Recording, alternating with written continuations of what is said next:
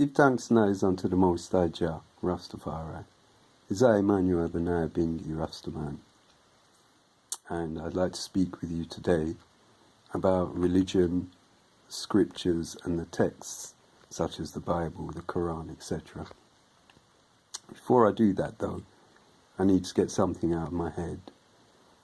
Somebody sent me a video yesterday of a so-called Russ who had grown locks easily 20 feet long, and he decided for whatever reason to unravel his locks on camera for some idiot who was remarking and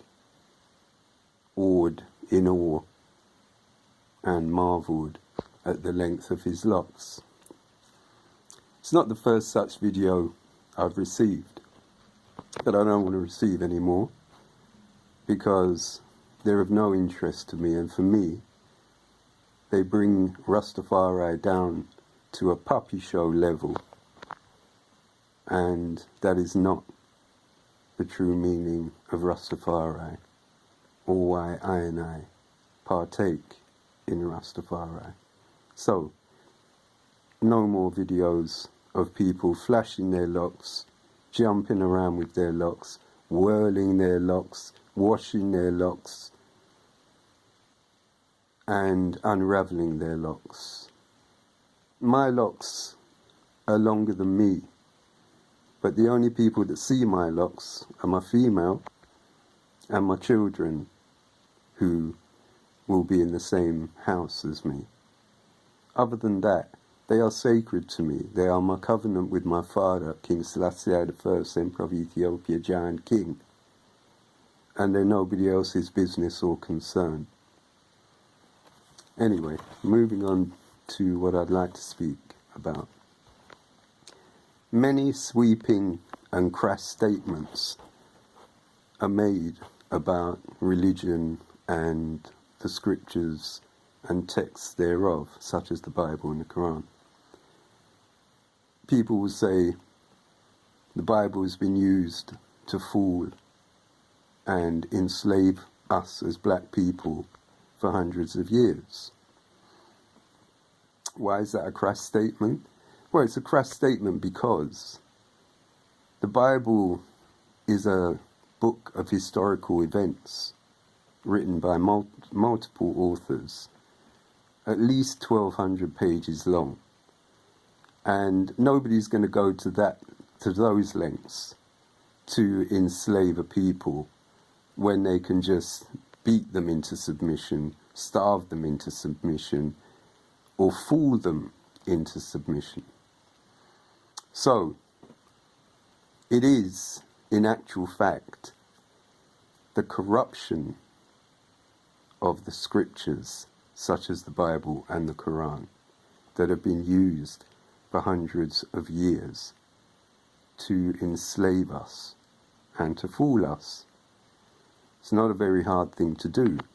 For instance, if you take the 10 Commandments from the Bible, thou shalt not kill, a mighty commandment.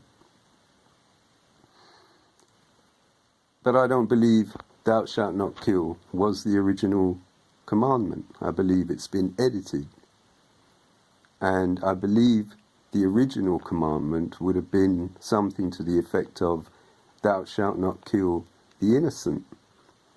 For if you live happily in your village and cause no one any problems as a village, as a nation, as a people, and you're there in your village living happily and up to Jah Rastafari, and an oppressor or a violator or a bully rushes your village or your nation or your people with violence and comes directly to you to kill you and your family, are you not supposed to kill them? Of course you are. You're not there to be victims to these people were to be killed.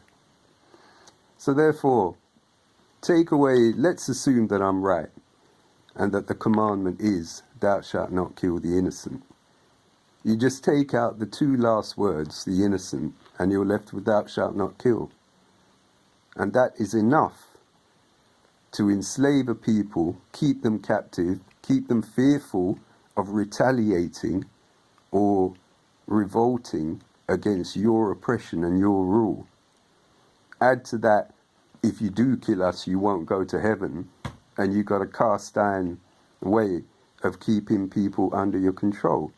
So, it's the corruption of the Bible, not the Bible, that kept us enslaved and keeps certain people enslaved to this day. Another instance is, thou shalt not steal. I believe the original commandment would have been something to the effect of, thou shalt not steal for greed. For, again, if a violating, aggressive, oppressive, warmongering nation rushes your nation, occupies it, and then denies you the ability or the right to feed yourself or your family, then what are you supposed to do? If you can steal food to feed your family, then you must do so to sustain them and keep them alive, so that one day you can overthrow these violators. You're not going to be able to overthrow anybody, are you, if you're dead? So, again, the original commandment, thou shalt not steal for greed. Take away the last two words again, for greed, and you're left with thou shalt not steal. Thereby, the rich, who have stolen from everybody in order to be rich, ensure that the poor don't come and steal from them that which is theirs in the first place, by virtue of this corrupt commandment. So, we all accept that these books have been corrupted to certain extents. And there are two examples there. There are other examples. Any book that promotes the ideology that a female human being is not of the same value of a male human being has been corrupted.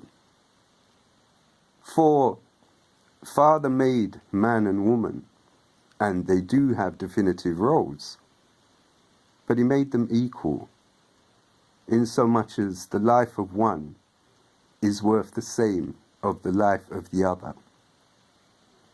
So, any book that promotes that has been corrupted. Any book that allows any kind of violation or defiling of minors, female or otherwise,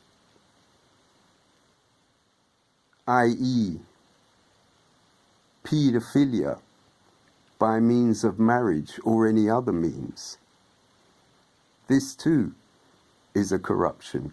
For Father would never sacrifice the youth to fulfill the lust of adults. This is a corruption. Any book that promotes breeding within a family, again, is a corruption, for that can lead nowhere. So, there you are anyway. So, by all means, and I'm addressing the youth now, by all means, reject religion, church, the pastors, the bishops, the canons, and the Pope. Burn the whole of them. Burn the religion. Cool. Forget everything. It's all good by me. If you can't discern the truth within the Bible or the other holy books because of all the corruption therein, fine, reject that too. So what are you left with?